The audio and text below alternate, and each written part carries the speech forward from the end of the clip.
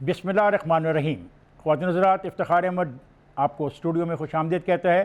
DNA के studio से मेरे साथ सलीम बुखारी साहब मौजूद हैं, अंजम रशीद साहब मौजूद हैं, जवेद इकबाल साहब। हमारे पास आज 4 स्टोरी हैं।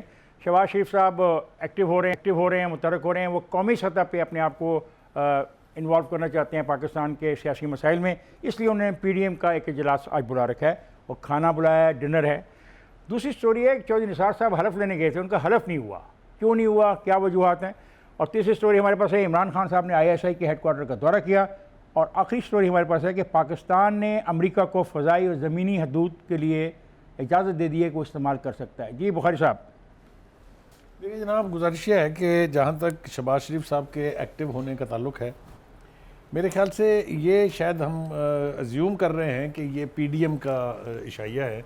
ये मेरे ख्याल से उन्होंने अपनी तरफ से दिया है, लेकिन उसमें तमाम PDM की जो क़यादत है और जो पार्टियां उसका हिस्सा हैं इत्तेहाद का, वो सारी की लीडरशिप आ रही है या फिर उनके वफूद शिरकत कर रहे हैं। सबसे ज़्यादा इम्पॉर्टेंट था कि पाकिस्तान पीपल्स पार्टी की तरफ से इसमें शिरकत किस लेवल पर होगी।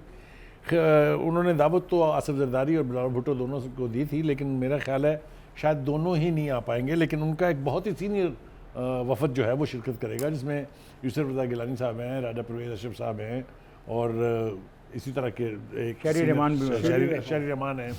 तो पार्टिसिपेशन तो हो जाएगी, लेकिन क्या ये इशाया जो है ये किसी नतीजे पर पहुंचने में कामयाब होगा कि नहीं, कि जब इनकी आपस में गुफ्तगू और मुलाकात होगी तो ये PDM के हवाले से उसको रीएक्टिवेट करने के हवाले से कोई फ़ैसला कर पाएंगे कि नहीं, ये ज़रा कहना अभी थोड़ा सा मुश्किल है। देखिए, जहाँ तक पीपल्स पार्टी और PMLN के इख्तलाफात का ताल्लुक़ है PDM के हवाले से, आसिफ जरदारी साहब पहले दिन से ये कह रहे हैं कि हम इन हाउस तब्दीली लाना चाहते हैं through vote of no confidence. और नून लीग जो है इसका इसरार ये है कि नहीं जनाब, हम पहले लॉन्ग मार्च करेंगे और आखिरी ऑप्शन के तौर पर इस्तीफ़े भी देंगे। स्ट्रेटजी के एतबार से दोनों में इख्तलाफात है, क्योंकि अगर आप 26 निकात का जो एलामिया था PDM का उसको रिकॉल करें तो ये तीनों चीज़ें उसके अंदर मौजूद हैं। उसमें कहा गया था कि वोट ऑफ नो कॉन्फिडेंस का ऑप्शन इस्तेमाल हो सकता है, इस्तीफ़ों का ऑप्शन इस्तेमाल हो सकता है और लॉन्ग मार्च भी हो सकता है। लेकिन पीपल्स पार्टी की ज़िद ये थी कि इस्तीफ़ों का जो ऑप्शन है ये लास्ट एटम बम के तौर पे होना चाहिए। इस पर इख्तलाफ के बाद जो PDM का हाल हुआ वो आपके सामने है। जिस तरीके से वजाहत तलब की गई लिख के बाकायदा चार्जशीट करके, जिस पर बिलावल भुट्टो साहब तो बहुत सीख पाते। लेकिन जो थोड़ा सा इनकरेजिंग बात है वो ये कि हाल ही में 2 अहम लीडर जो हैं पीपल्स पार्टी के, वो मौलाना फजलुर रहमान साहब से मिले, जिनमें सबसे पहले तो राजा परवेज़ अशरफ साहब गए। जवाज़ कुछ भी हो या नॉमनक्लेचर कुछ भी हो कि हम इसलिए गए थे, लेकिन मुलाकात हुई और वो सीनियर लीडर हैं, प्राइम मिनिस्टर रह चुके हैं। उसके बाद क़य्यूम सुमरो साहब, जिनको दस्ते रास्त समझा जाता है आसिफ जरदारी साहब का, उन्होंने भी मौलाना फजलुर रहमान से बात की। तो ये अस्यूम कर लेना या ये कहना कि शायद इन मुलाकातों के नतीजे में और ये जो इशाया है इसके नतीजे में PDM फिर एक प्लेटफॉर्म के ऊपर सारे इकट्ठे हो जाए और कोई मूवमेंट हुकूमत के ख़िलाफ़ चले, ये कोई नामुमकिनात में से नहीं है। तो देखना यह है कि आज जब ये मुलाकात होगी, जो कि मुलाकात जो है तकरीबन होने वाली है और शुरू हो चुकी हुई है, तो इसका नतीजा जो है ये हमारे सामने शायद बहुत लेट आएगा, उस वक्त तक हम प्रोग्राम में नहीं होंगे। लेकिन कल तक यकीनी तौर पर इसका जो फ़ैसले होंगे या जो जिस नतीजे पर ये पहुँचेगा वो बिल्कुल वाज़े हो जाएगा। तो मेरे ख्याल से थोड़ा सा इंतज़ार कर लेना चाहिए। ताकि मैं ये कहना चाहूँगा कि ये जो जिस बात पे सारी नाराज़गी हुई वो आसिफ जरदारी की वो ख्यालात हैं, वो बयान है जो उन्होंने कहा कि नवाज शरीफ को आगे हमारे साथ यहाँ पे शामिल होनी चाहिए जद्दोजहद में। आसिफ जरदारी का ये कहना था कि मैं अपने बेटे के हमरा तमाम की तमाम जो तहरीक है इसको लीड करने को तैयार हूँ, बशर्ते कि आप भी यहाँ पे आएँ और इसमें शामिल हो। यहाँ पे गलत मतलब बनाया गया। उन्होंने कहा कि एक मेंबर जो था मुस्लिम लीग का, उसने बुरा मनाया, उसने कहा कि ये जो रवैया है आसिफ जरदारी का दुरुस्त नहीं है। लेकिन मैं ये समझता हूँ कि पाकिस्तान के अंदर अपोजिशन मिल के अगर कोई फैसला करेगी तो उसके नतीजे निकलेंगे। ये नहीं हो सकता कि आप अलग-अलग करें, और इस अलग-अलग होने में नुकसान भी है। बुखारी साहब, खान साहब, एक कथा कलमी आपकी मैं कर रहा हूँ। जब ये 26 पॉइंट का मुआहदा हुआ था और जब PDM बनी थी, उसमें तो एक कंडीशन नहीं थी कि नवाज शरीफ साहब आप वापस आएंगे तो ये लॉन्च होगी। नहीं, उस दिन बड़ी गर्मा गर्म बहस हो गई। उसमें कहा गया, कुर्बानियों की बात की गई, हम ये कर रहे हैं, हम वो कर रहे हैं। तो फिर जब आप गुफ्तगू करते हैं, बहस करते हैं अपने दोस्तों साथियों के साथ, तो फिर ऐसी तरह बातें हो जाती हैं। मसला ये है कि बहुत अच्छा हो कि पीडीएम रिवाइव हो जाए, क्योंकि मैं समझता हूँ कि इलाकाई सतह पे पॉलिटिक्स है वो पाकिस्तान के मुफाद में नहीं है।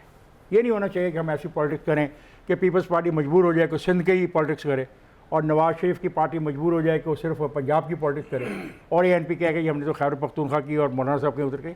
ये मुनासिब नहीं है। पाकिस्तान को इस वक्त फिर फेडरेशन को साथ रखने की, फेडरेशन के मसाइल को हल करने के लिए एक ताकतवर अपोजिशन की ज़रूरत है, और मैं समझता हूँ ताकतवर अपोजिशन पीडीएम के प्लेटफॉर्म से मिल सकती है, क्योंकि पीडीएम का प्लेटफॉर्म वो प्लेटफॉर्म है जिसमें मैंने छोटी इलाकाई जमातों को भी देखा हुआ इकट्ठी हो गई, जो बहुत बड़ी बात है।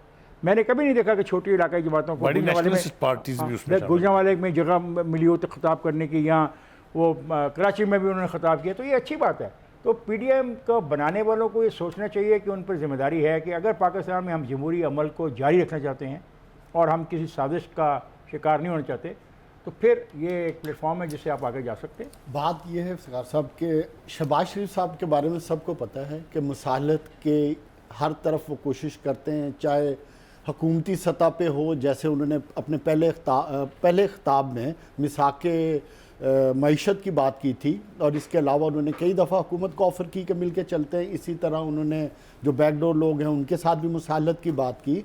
तो ये शहबाज शरीफ साहब का वैसे ही एक स्ट्रॉन्ग पॉइंट है और ये उसी की कंटिन्यूशन है, वरना जिस इजलास की आप जिक्र कर रहे हैं उसमें तो मरीम नवाज शरीफ साहबा ने आलमोस्ट चीज़ों को ख़त्म कर दिया था, डेड एंड पे आ गई थी।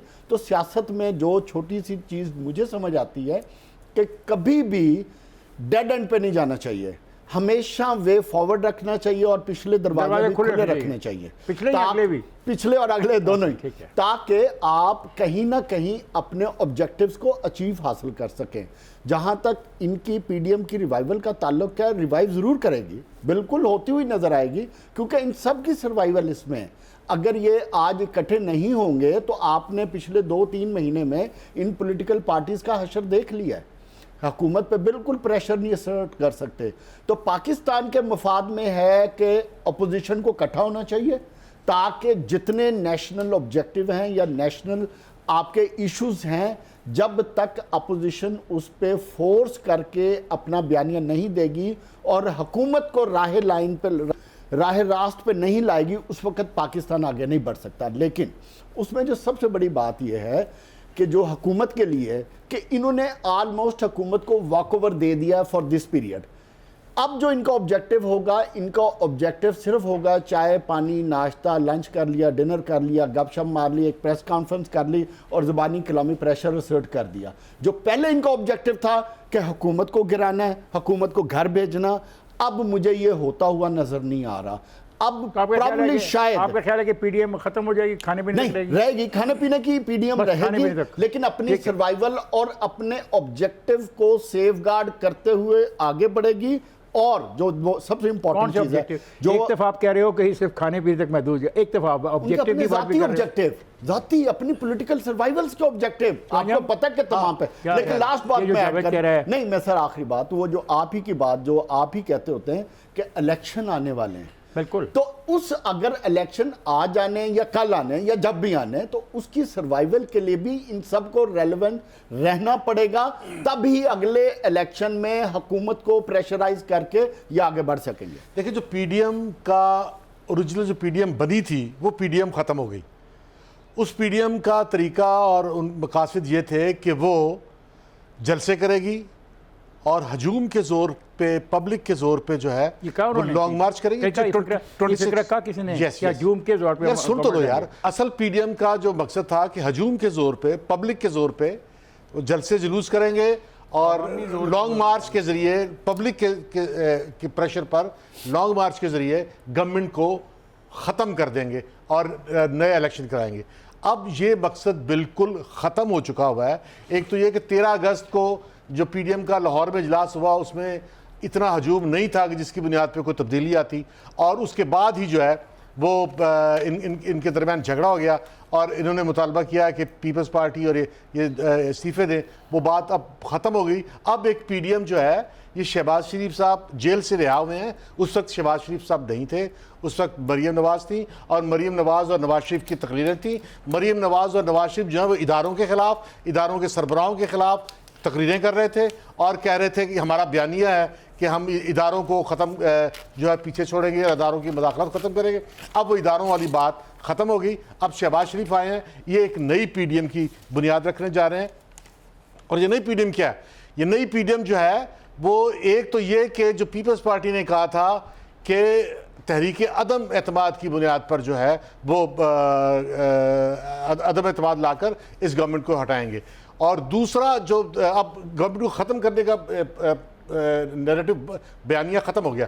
दूसरा, शहबाज शरीफ जो हैं वो एक मुलाकात के बाद, एक नहीं ज़्यादा मुलाकातों के बाद जो है उन्हें रिहाई मिली, और वो रिहाई के बाद अब लंदन जाना चाहते थे नवाज शरीफ से कंसल्ट करने, वो नहीं गए। लेकिन वो रिहाई का जो जिन्होंने दिलाई है उनकी मदद से अगर वो तहरीक अदम एतमाद लाने के सिवा अब और इनके पास अवाम के ज़ोर पे इस गवर्नमेंट को ख़त्म करने का ऑप्शन ख़त्म हो गया है। अब ये तहरीक अदम एतमाद के ज़रिए और जहांगीर तरीन के ज़ोर पे, और जहांगीर तरीन क्योंकि इमरान खान के ख़िलाफ़ खड़े हैं और कुछ इदारे जिन्होंने जहांगीर तरीन को गिरफ़्तार नहीं होने दिया, और ऐसा नज़र आ रहा है, कोई एविडेंस नहीं है मेरे पास कि जहांगीर तरीन जो है वो किसी इदारों के नुमाइंदा है। बहरहाल जहांगीर तरीन की जो गिरफ्तारी के बगैर जो एक्टिव है उससे गिरफ्तारी कैसे होनी थी? ओ सुन तो लो यार, सुन लो, पहुंचेगा तो किसी को आप गिरफ्तार कर सकते हैं। ओ भाई सुन तो लो, सुन रहे हैं ना? ओ नहीं साहिब, आप किसी को आप बगैर केस के कंक्लूजन पे कैसे गिरफ्तार करवा सकते हैं? ओ भाई, जब तफ्तीशी अफसर से पूछा, इसी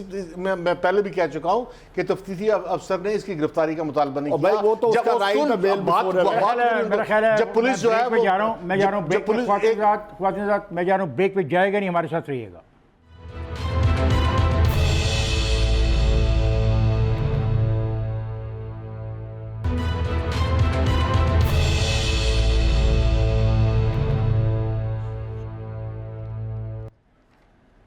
वेलकम बैक ख्वातीन हज़रात। अब हमारी स्टोरी है चौधरी निसार किस पर होंगे निसार, और अंजम रशीद ने बहुत तैयारी की हुई है स्टोरी की। जी अंजम।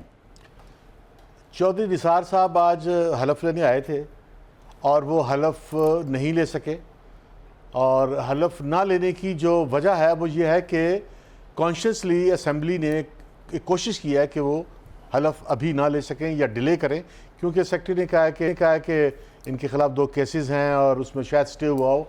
हालांकि अगर इनके ख़िलाफ़ हलफ लेने का स्टे होता तो हाई कोर्ट या मातहत अदालत डायरेक्ट लिखती है असेंबली को इन्फॉर्म करती है कि स्टे है, वरना वो स्टे इस तरह से नहीं होता। इसका मतलब यह है कि थोड़ा सा डिले करने की कोशिश की गई है। अच्छा, ये भी अचानक उठ के आए हैं 3 साल बाद। इन्होंने कहा था मैं हलफ नहीं लूँगा, फिर उन्होंने कहा, जब दोबारा पूछा गया तो उन्होंने कहा मैं थूक के नहीं चाटूँगा। अब वो आ गए। असल में चौधरी निसार साहब का जो ओरिजिनल कद काट था वो असली कद काट नहीं था, ये ओरिजिनल पॉलिटिशियन नहीं थे, ये सिर्फ मियां नवाज शरीफ की लीडरशिप की वजह से इनका कद काट था, और ये इदारों के ज़ोर पे जो है वो अपनी बातें कर लिया करते थे, लेकिन ओरिजिनल पॉलिटिशियन नहीं है। ये ओरिजिनल पॉलिटिशियन सिर्फ एक ही हलके के हैं, और उस हलके में भी इनको मैनेज नहीं हुआ, ये इलेक्शन हार गए और एक सूबाई इलेक्शन का जीते। अब ये आए हैं तो इसका एक ये इंटरप्रिटेशन हो सकती है, क्योंकि एग्जैक्ट कोई खबर या कोई ऐसा वाक़या नहीं है कि इनको किसी ने कहा है कि ये हलफ लें, और कुछ जो आइंदा आने जाने वाली हलचल है उसमें इदारों का भी रोल होगा, तो इदारों से ये रोल मांग लेंगे और इदारों के रोल में ये शामिल हो जाएंगे। ये इनका काम है। जावेद, उनके खिलाफ तो खैर मेरे पटिशन ही होगी इस हलफ उठाने के बारे में कि इनका हलफ ना लिया जाए, तो वो तो पर्सनल तो नहीं, ज़ाती तौर पर नहीं पटिशन होगी कि ये इंतहाई नामुनासिब बात होगी अगर हम चौधरी निसार साहब के बारे में ये कहें कि उनका कोई सियासत से ताल्लुक़ नहीं है या उनको सियासत का पता नहीं है। ये भी कहा मैंने। देखें, वो पिछले बड़े पॉलिटिशियन हैं, पिछले 35 साल में पाकिस्तान की सियासत में बड़ा अहम किरदार अदा करते रहे। ऐसी बात नहीं है, मियां नवाज शरीफ साहब के राइट हैंड है। आज वो अपने आप को PMLN का हिस्सा समझते हैं। उसी सिलसिले में वो मुसलसल कोशिश में किसी तरीके से उनकी मियां नवाज शरीफ साहब के साथ सुलह हो जाए। मियां नवाज शरीफ साहब अगर एग्री नहीं कर रहे तो एक अलग चीज़ है। जहाँ तक उनके आज हलफ ना उठवाने का ताल्लुक है, तो ये प्रॉब्ली PTI ने जानबूझ के कोई डिले किया है। इनका कोई और ऑब्जेक्टिव हो सकता है, बट फ्रैंकली इन ऑब्जेक्टिव से कोई फ़ायदा या कोई चीज़ हासिल नहीं होगी, क्योंकि चौधरी निसार साहब ने 1 हफ्ते पहले असम्बली को इन्फॉर्म कर दिया था कि मैं आ रहा हूँ, बिकॉज ही न्यू कि PTI ये प्ले कर सकती है। केसेस उनके ख़िलाफ़ जो भी हैं उनको लेके देखे ना, आपका स्पीकर साहब मौजूद नहीं है, वो कायम काम गवर्नर है, डिप्टी स्पीकर साहब राजनपुर गए हुए हैं, पैनल के जरिए आप इंटरव्यू उनका हलफ नहीं ले सकते। हालांकि हलफ हुआ है माजी में, पैनल के जरिए माजी में हलफ हुआ है, लेकिन अगेन उन्होंने किसी और वजह से नहीं किया। लेकिन इवेंचुअली बात बड़ी सिंपल है, चौधरी निसार जिस कद काट का आदमी है, उसके आने से हलचल जरूर मचेगी। ये हलचल का ही नतीजा है कि उनके हलफ को ना लिया गया और उनकी जो इंफॉर्मेशन एडवाइज़र हैं उनको स्टेटमेंट देनी पड़ी कि 3 साल अपने हलके की नानुमाइंदगी करके आज आ गए हैं उठ के हलफ लेने के लिए। वो एक अलग चीज़ है जो निसार साहब को पहले ख्याल करना चाहिए था। और जो एडवाइजर है उसका कोई हल्का है कहीं कहीं से वो तो मुंतखब हुई अपने है? हलकों से बागी भी है ना, ठीक है। उनको तो छोड़ दें, ठीक है। और जब ये आपकी क्या इनपुट है सारे चौधरी निसार किस पे देखिए, होंगे पहली बात तो निसार? ये है कि ये कहना कि वो कोई इररेलेवेंट आदमी है, वो मेरे ख्याल से थोड़ी सी ज़्यादती है। इसलिए कि उनके हलके में जो इंतखाब हुआ था वो सारी दुनिया को पता है, जिस तरीके से उनको 2 नेशनल असम्बली की सीटों से हराया गया, क्योंकि जिस आपकी सीट पर वो जीते हैं 34,000 वोटों का गैप है, यानी 34,000 वोटों से ज़्यादा लेके वो 34,000 वोट ज़्यादा लेके वो जीते हैं। एनीवे, ये एक तवील बहस है, इसके ऊपर नहीं पढ़ते हैं। मेरे ख्याल से जो इस वक्त ऑब्जेक्टिवली 2 बातें हैं ना, उसके ऊपर बात करनी चाहिए। पहली बात तो यह है कि चौधरी निसार साहब ने बड़ी कामयाबी से अपने कार्ड्स अपने सीने से लगाए हुए हैं, और वो उन्होंने ये कह दिया है अलबत्ता आज मीडिया को कि मैं जब 2 दिन के बाद लाहौर आऊँगा तो फिर मैं आपको अपना लाया अमल जो है वो वाजे कर दूंगा कि वो क्या है। एक बात। दूसरी बात ये है कि चौधरी निसार की पूरी सियासत जो है 30-35 वर्ष की, उसको अगर आप देखें तो उसका दायरा कार जो है पाकिस्तान मुस्लिम लीग नवाज से अलहदा नहीं है, उसी के बीच में घूमता है सारा। जो 3 टेन्योर थे प्राइम मिनिस्टर नवाज शरीफ के, उन तीनों में वो की स्लॉट्स में रहे हैं। पेट्रोलियम मिनिस्ट्री भी उन्होंने की, इंटीरियर मिनिस्टर भी वो रहे। तो ये कहना है कि उनके आने से कोई हलचल नहीं होगी, ये थोड़ी सी मेरे ख्याल से ज़्यादती होगी।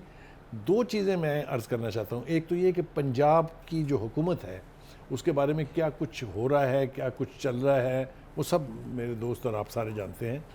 पंजाब में कुछ ना कुछ होने वाला ज़रूर है, और उसके लिए उनका अचानक ये फ़ैसला करना कि मैंने हलफ लेना है, हरचंद के उन्होंने इसकी वजाहत ये की है कि मैं अपने मुखालफिन के लिए मैदान खुला नहीं छोड़ना चाहता था कि अगर मैं सीट हो जाता तो वहाँ दोबारा इलेक्शन होते तो मेरे मुखालफिन वहाँ आ जाते।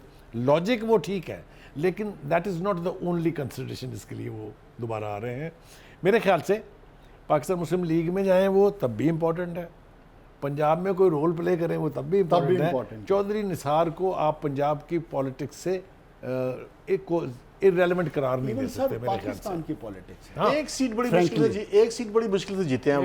ये बात बिल्कुल ठीक है, आप कह रहे हैं। मैंने सूबे कहा की। ना, मेरा ख्याल है कि 2018 के इलेक्शन के हवाले से अगर हम गुफ्तगू का आगाज करेंगे तो ये पूरे एक प्रोग्राम और का फिर मौजूद देखना है। चौधरी निसार साहब किस की जो तरह बात इंजीनियर है, हुए थे, देखना, रिजल्ट मैं एक आपको चीज पता है। ऐड कर वो दूं। जो इंजीनियर करते हैं उनके तो साथ अंजुम थे चौधरी साहब अंजुम साहब तो चौधरी चैंपियन निसार थे। साहब के बारे में सबको पता है कि मियां शहबाज शरीफ साहब के साथ वो राब्ते में हैं, नवाज शरीफ- और उनकी कॉन्सेंट से ही मेरी इंफॉर्मेशन के मुताबिक वो लाहौर आए हैं, और उनकी मुलाकात सरे दस्त वो ओपनली फॉर्मली नहीं हो रही। उन्होंने ओथ लेने के वो बाद तो उनके पास। फॉर्मल शायद मुलाकात अनाउंस बाद में करें, लेकिन इनफॉर्मल तो उनको दोनों की अंडरस्टैंडिंग है, नवाज- और इसी बेस पे मियां शहबाज शरीफ साहब कोशिश में भी लगे हुए हैं, और बाकी उन्होंने रेलेवेंट रहना है। भाई नवाज शरीफ ने रिजेक्ट कर दिया तो वो रिजेक्टेड, वरना उनकी इतनी हैसियत थी, वो खुद से पॉलिटिशियन नहीं है ना, उनकी कोई ऐसा स्टेचर यार है ना कि वो करो कुछ यार, करे। ज्यादती एक कर सीट रहे वो हैं बड़ी मुश्किल से ज्यादती जीते कर रहे हैं हैं, आप। और तो नेशनल असेंबली हार गए हैं। हमेशा इदारों के जोर पे वो पाटेखा बने रहे हैं, अब फिर कोई साजिश करके आना चाहते हैं। अंजम ये बात है कि किसी को पाटे कौन खान सी कहना और असेंबली किसी के थी बारे में जिसमें ये वो कहना इलेक्ट होके मुनासिब नहीं नहीं आए है। बहरहाल थे। वो मुंतखब आदमी है, इतने सालों से वो मुंतखब हार होता गए रहा है, इलेक्शन नेशनल और असेंबली में। हमेशा यार ये जो हमारा रवैया है, हार जीत हम इलेक्शन में लोग चलती तो रहती है। नवाज शरीफ ने जिताया था।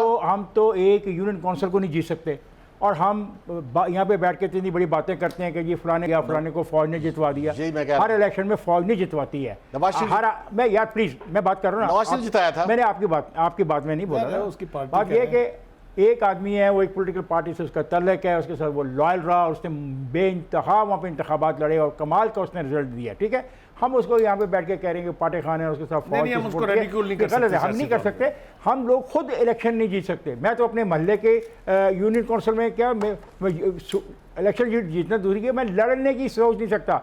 हमें सोचना चाहिए। निसार के साथ मुझे सिर्फ एक गिला है कि 3 साल तक वो क्यों इंतज़ार करते रहे। जब आपको आपके लोग इलेक्ट कर देते हैं, मुंतखब कर लेते हैं, तो फिर वो तवक्को करते हैं कि जिस काम के लिए उन्होंने आपको मुंतखब किया उसको आप खुश असलूबी से निभाएंगे। इनका फ़र्ज़ बनता था कि उसके बाद ये आते और हलफ लेते। क्या वजूहत थी उनकी? ज़ात फिर ख़त्म हो जाती है।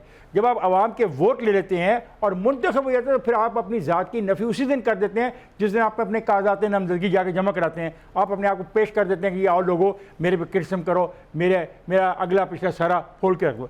मेरा उनसे गिला कि उनको आके पार्लियामेंट में उसी वक्त शामिल होना चाहिए था। अब क्यों आए हैं वो एक वजह बता रहे हैं। वो कह रहे हैं कि एक ऐसा कानून लेके आ रहे हैं और वो कानून भी पर्सनल स्पेसिफिक है। एक ऑर्डिनेंस, एक इसहाकदार उसमें आता है, उसका निशाना बनता है, और एक चौधरी साहब बनता है। तो चौधरी साहब का ये कहना है कि मैं अपने इलाके की सियासत से बिल्कुल बेदखल नहीं हो जाता, इसलिए मैं यहाँ पे आया हूँ। अब हम सोच रहे हैं, बुखारी साहब भी सोच रहे हैं और जावेद भी, शायद कोई इंकलाब आ जाएगा, वो मुंतखब हो जाएगा, वो इलेक्शन लड़ेगा, इसका चीफ मिनिस्ट्री का वोट ले जाएगा। पता नहीं आने वाले में क्या होता है। अभी तो 2 दिन पड़े हैं। एक बात जो उन्होंने कही है अर्ली इलेक्शंस की, वो मेरे लिए माना खेज़ है। चौधरी निसार को जितना मैं जानता हूँ और अंजम साहब की मैं इस बात से अगर इत्तफाक भी कर लूँ कि उनके राब्ते बहुत गहरे हैं, बहुत दूर हैं, और अंजम साहब जिस अदारे का नाम ले रहे हैं, अगर उस अदारे के साथ उनके तल्लुकात उतने गहरे हैं जितना अंजम कहता है, तो फिर उनका ये कहना कि अर्ली इलेक्शंस होंगे मेरे लिए बहुत माना खेज़ है। ख्वाजात मैं जा रहा हूँ ब्रेक पे, जाएगा नहीं, हमारे साथ रहेगा।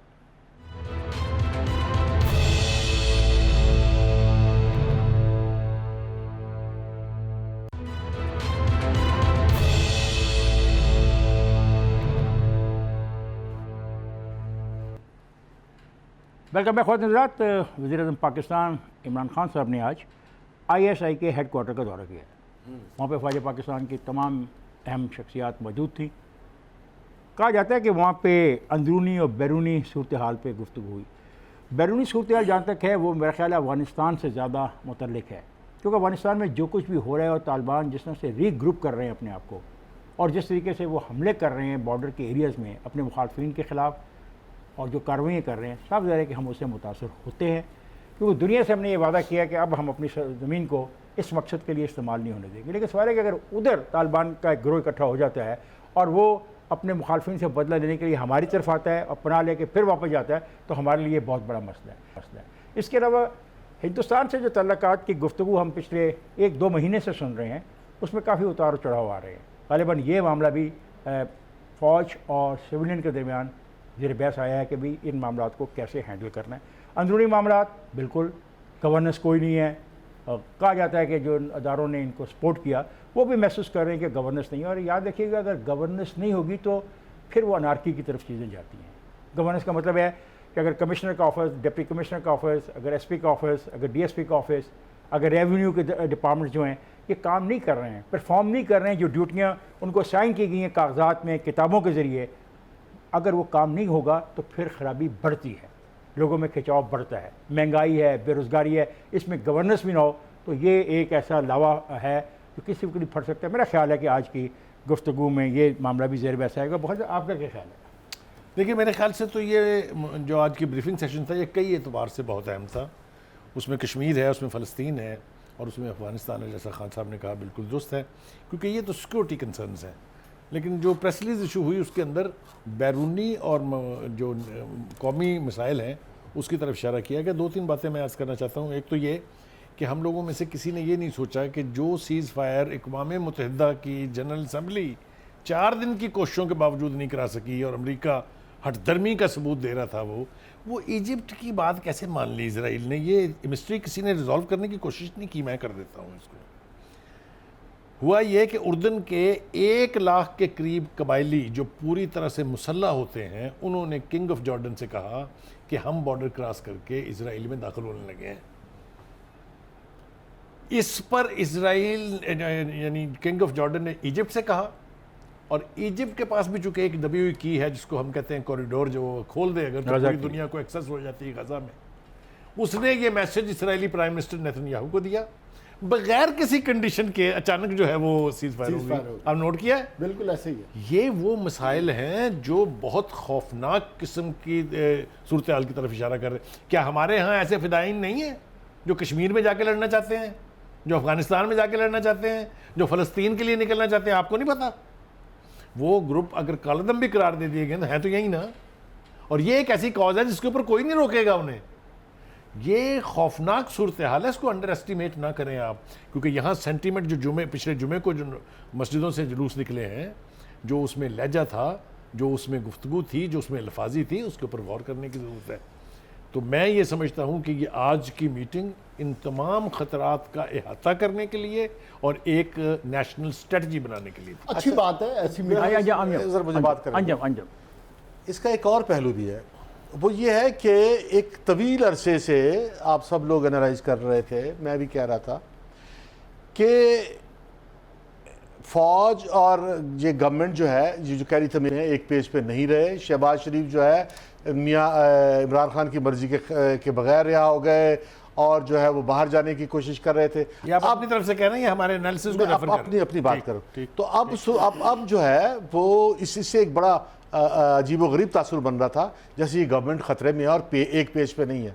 तो एक तो ये कि आज इनको बुलाकर ISI हेडक्वार्टर में एक मैसेज दिया गया है, बुलाकर नहीं, जाकर बुलाकर एक ही बात है, नहीं गुफ्तगू सही और नहीं इनको इनवाइट किया गया और इन्होंने जो है वो एक मैसेज ये आया है कि ये इदारे और इमरान खान एक पेज पे हैं और इमरान खान के लिए जो प्रॉब्लम्स पैदा हो गए थे कि वो एक पेज पे नहीं है, कि जो अफवाहें और बातें और तज़िये आ रहे थे, उसकी वजह से ब्यूरोक्रेसी के अंदर भी जो है वो रिलेक्टेंस थी कि वो उस तरह से मामलात को आगे नहीं ले जा रहे थे, मामलात नहीं चल पा रहे थे और दूसरी मुश्किलात भी इस गवर्नमेंट के लिए पैदा हो रही थी। उन मुश्किलात को दूर करने के लिए इन्हें जो है वो ISI हेडक्वार्टर में इन्वाइट किया गया और मैसेज दिया गया कि ये एक पेज पे है। लेकिन इसका कतई मतलब नहीं है कि ये मैसेज जो है वो हतमी है और ये वाकई जो बाकी शहबाज शरीफ की रिहाई है वो इनकी मर्जी के बगैर हुई है और ऐसी कोई बात नहीं है, ऐसी कोई बात नहीं है। इस तरह के prime minister he is head of state, जब वो किसी अपने अदारे को हेड ऑफ द गवर्नमेंट और जब वो अपने किसी झैली अदारे को विजिट करते हैं तो visit mostly he can always visit, number 1। लेकिन जिस तरह ये दौरा हुआ है, ये दौरा अचानक नहीं हुआ है कि सुबह उठे प्लान किया और दौरा हो गया, नहीं, इट इज ऑल प्लान्ड। ये प्लान दौरा और मेरे पेपर में ये रूटीन का दौरा है जिसमें प्राइम मिनिस्टर विजिट करते रहते हैं, जहां वो आपके एक्सटर्नल थ्रेट्स और इंटरनल थ्रेट्स को इवेलुएट किया जाता है। पॉलिटिकली मैं नहीं समझता ऐसा कोई पॉइंट था कि उधर वो डिस्कशन में आता जहां इनको 1 पेज पे डिक्लेयर करने की ज़रूरत थी। उन्होंने अफ़गानिस्तान के हवाले से बात की होगी, फ़लस्तीन में जो पाकिस्तान ने स्टैंड लिया, यूनाइटेड नेशन में पाकिस्तान का स्टैंड था, उसके बारे में गुफ्तगू की होगी और उसको अप्रिशिएट किया होगा। इसी तरह कश्मीर के जिस तरह आपने गुफ्तगू की है तो उन टॉपिक्स पे बात होगी और इस पूरी डिस्कशन में जो सबसे इंपॉर्टेंट टॉपिक होगा डेफिनेटली कश्मीर का होगा। आपको पता होगा कि कश्मीर के इशू पे UAE भी इन्वॉल्व हुआ, सऊदी अरब भी इन्वॉल्व हुआ और यूनाइटेड स्टेट में जब चेंज ऑफ गवर्नमेंट आई उसकी भी इन्वॉल्वमेंट आई।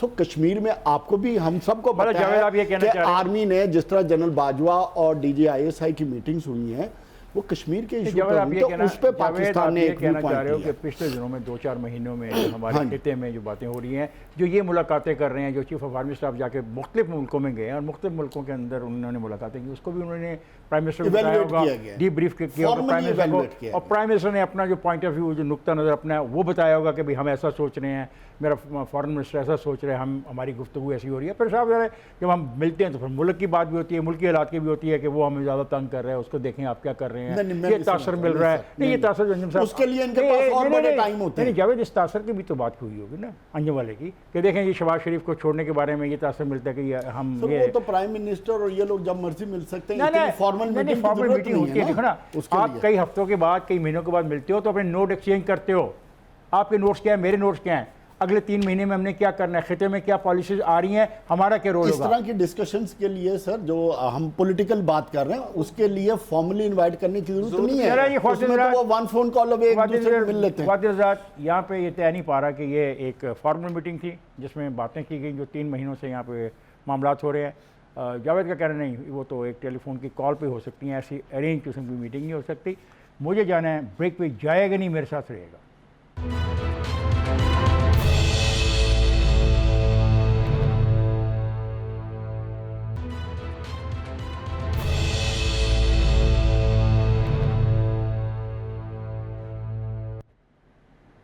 वेलकम बैक ख्वातीन-हज़रात। अब आज की हमारी आखिरी स्टोरी, डू मोर। पाकिस्तान ने अमेरिका को फ़ज़ाई और ज़मीनी हदूद के इस्तेमाल की इजाज़त दे दी। इस पर बहुत बात हो रही है। हमारे वज़ीर ख़ारजा गए हुए थे अमेरिका से, कल ही वो वहाँ से फ़्लाई करके आज पहुँचे मुल्तान में ख़ास जहाज़ के ज़रिए, और बहुत अच्छा उनका इस्तकबाल हुआ। लोगों ने उनके अपना पाँव भी टच किए, उनको ख़ास किस्म की रिस्पेक्ट मिली, फूल, गुलदस्ते, हार। बहुत ऐसा लगता था कि बहुत बड़ा कोई मार्का सर करके आए हैं हमारे फॉरेन मिनिस्टर। और उसी मार्के में ये मामला भी ज़ेर बहस जवेद आया कि हमने अमेरिका को फ़ज़ाई और ज़मीनी हदूद की इस्तेमाल की फिर से इजाज़त दे दी। क्या ख्याल है? देखिए, इसका ताल्लुक है अफ़गानिस्तान की सिचुएशन के साथ। और जिस तरह आप देखें कि अमेरिका ने 1 सितंबर तक का टाइम मांगा है अफ़गानिस्तान से एग्ज़िट का, तो उनको कहीं ना कहीं एयर स्पेस चाहिए, कहीं ना कहीं बेस चाहिए। तो ये मैं नहीं समझता कि ये अचानक हुआ। ये पहले से डिस्कशन में होगा, जिसको फॉर्मली अभी किया गया, जिसको अभी तक पाकिस्तान की हुकूमत या फॉरेन ऑफिस ने कंफर्म नहीं किया है, जबकि पेंटागन ने इस चीज़ को कंफर्म कर दिया है। जबकि 11 मई को शाह महमूद कुरैशी साहब का बयान ऑन रिकॉर्ड है, जिसमें उन्होंने इस ऑप्शन को टोटल इग्नोर किया है। उनसे जब ये क्वेश्चन किया गया तो उसका उन्होंने स्ट्रेट और ब्लंटली जवाब दिया कि ऐसी कोई चीज़ नहीं है अंडर डिस्कशन जो हमारी यूनाइटेड स्टेट्स के साथ चल रही है, जहां हम उनको एयर स्पेस और ये चीज़ें अलाउ करेंगे। लेकिन इससे भी मैं आगे जाना चाहता हूं कि देखें, पाकिस्तान के नेशनल के जितने सिक्योरिटी इदारे हैं, हुकूमत है, तो मैं शायद ये समझता हूं, टू बी ऑन पॉजिटिव, उसने अपने बेस्ट इंटरेस्ट में जो भी डिसीजन लेगी उस डिसीजन के मुताबिक उसको सिर्फ ये देखना चाहिए कि माजी के जो किस्से हुए हैं, जिस तरह माजी में जिस तरह अमेरिकन के साथ आपका रवैया रहा है या ट्रस्ट लेवल रहा है या कोऑपरेशन रही है, कि वैसे मामलात नहीं होने चाहिए। और पाकिस्तान को अपनी सॉवरेनिटी को इंटैक्ट रखना चाहिए और अपनी हर चीज़ अपने मामलात को। एक बात मैं कहना चाहता हूँ, आपकी ख्वाहिशात और आपकी बात बड़ी अच्छी है। काश ये बात मेरा फॉरेन मिनिस्टर मुझे बताता, मुझे पेंटागन से ना पता लगती कि आपने क्या किया है। ये जो देखिए, मैं समझता हूँ कि ये बहुत एक पाकिस्तान की फॉरेन पॉलिसी है। अमेरिका हमारा मौशी दोस्त भी है और अमेरिका हमारा पॉलिटिकल दोस्त भी है। सऊदी अरब, कुवैत, अमारात, ये पूरा जो ब्लॉक है और जर्मन, फ्रांस, जो हमारी जहाँ पे हमारी सारी एक्सपोर्ट होती है, जो हमारी इकोनॉमिक बेस है, उसमें अमेरिका एक बहुत बड़ा पार्टनर है। और उस पार्टनर के साथ जो दोस्ती है वो पहले से चली आ रही है। और फिर अफ़गानिस्तान के अंदर अगर खून खराबा होता है, अगर अमेरिका वहाँ से जब जाएगा तो डाउट किया जा रहा है, कोई एविडेंस भी मौजूद है कि तालिबान वहाँ पर गवर्नमेंट ऑफ अफ़गानिस्तान के साथ एक कॉन्फ्लिक्ट में आ सकते हैं और सिविल वॉर हो सकती है और लहू लहान हो जाएगा अफ़गानिस्तान, बहुत खून बहेगा अगर सिविल वॉर होती है। तो उस खून के छींटे पाकिस्तान पे भी आएंगे, क्योंकि तालिबान के जो साथी तहरीक तालिबान पाकिस्तान है वो भी उन्हीं के कोलीग्स हैं, उनके साथ उनके मरासिम हैं, उनके साथ उनके राब्ते हैं, दोस्तियाँ हैं। वो पाकिस्तान के लिए भी प्रॉब्लम बनेगी। तो पाकिस्तान को बचाने के लिए भी जो है वो यहाँ पर भी अगर तशद्दुद आता है, दहशतगर्दी आती है, तो हमें बैरूनी मदद की जरूरत होगी। तो ये पाकिस्तान अपनी हिफाजत खुद कर सकता है। पाकिस्तान को अमेरिका की जरूरत नहीं है कि वो अफगानिस्तान से बचाने के लिए। मुझे इसका एक जवाब दे देने कि हमें ये बात समझनी चाहिए कि तहरीक तालिबान पाकिस्तान के जितने भी लीडर मारे गए वो अमेरिकी ड्रोन से मरे। हमने खुद कोई नहीं मारा, हकीमुल्लाह मसूद को भी ना मारा, बैतुल मसूद को भी उन्होंने मारा, नेक मोहम्मद को भी उन्होंने मारा। इन्फॉर्मेशन किसने दी है? क्लोज कोऑपरेशन से हुआ, ऐसे नहीं हुआ यार। बहस की बात नहीं, वैसे ही अंजम उसकी पॉइंट में वैलिड पॉइंट है। अंजम, ड्रोन का हमला होता है ना, वो होता है चिप रखी जाती है, तो ड्रोन का चिप कौन रखता है? और ड्रोन सपोर्ट कौन करता है? यार बात तो सुन लो, तुम लड़की रहो, सुन तो लो यार, जवाब दे दें। जवाब ही तो दे रहा हूँ कि जितने भी मारे तालिबान के लीडर वो सारे अमेरिकियों ने मारे, हमने कोई बड़ा लीडर नहीं मारा। हमने उनको इंफॉर्मेशन प्रोवाइड की। हमने हमारी विदाउट हमारी सपोर्ट वो एक इंच नहीं चल सकते। जाहिर है, इसीलिए तो मैं कह रहा हूं कि सपोर्ट जो है वो हमारे फॉरेन पॉलिसी का हिस्सा है, हमारे इकोनॉमिक इंटरेस्ट का हिस्सा है, हमारी पॉलिटिकल इंटरेस्ट का हिस्सा है।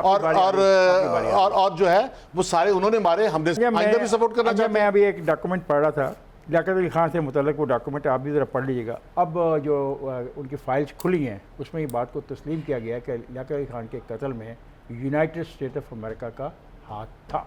जी बुखारी साहब। जी, पहली बात तो ये कि मैंने जो आपने कहा था उसको ज़रा थोड़ा सा तफसील के साथ बयान करना चाहता हूँ। ये हमारी बदकिस्मती है कि हमारे बारे में अहम फैसले जिसका हम हिस्सा होते हैं उनका पता हमें बाहर से चलता है। एमल कांसी कब उठा के हमने उनको दे दिया, रमज़ी यूसुफ कब चला गया, ये हमें कभी पता नहीं चला। नहीं, जब- जैकबाबाद नहीं उसका देखें, उसामा बिन लादेन पे हमला हुआ और हमें नहीं बताया गया। अमेरिका का प्रेसिडेंट मुझे बता रहा है कि ये वाकया वहाँ पे हुआ है। जैकबाबाद की एयरलाइन उनको दे दी गई, बलूचिस्तान की बेस उनको दे दी गई, हमें नहीं पता चला। आपके लिए इतला के लिए कर्ज कर दूं कि जैकबाबाद की एयरबेस खिलाने के लिए I salute General Musharraf who sent the troops there and gave them only 48 hours to vacate this airbase। Record की बात है, मैं हवा में बात नहीं कर रहा। दूसरी बात यह है कि अब अफगानिस्तान से चूंकि अमेरिकी फौजें निकल रही हैं, लिहाजा उन्हें मॉनिटर तो करना है, उसके लिए एक एयरबेस चाहिए, जैसा आपने कहा बिल्कुल ठीक चाहिए। But why should we oblige the Americans for every wish that they make and they do not do anything in return for us? पैसे do more do more do more do more सुन सुन के कान पक गए हैं।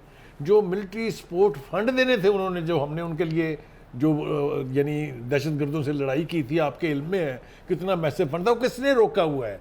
एक तवील सैंक्शन रजीम्स किसने लगाई थी पाकिस्तान के ऊपर?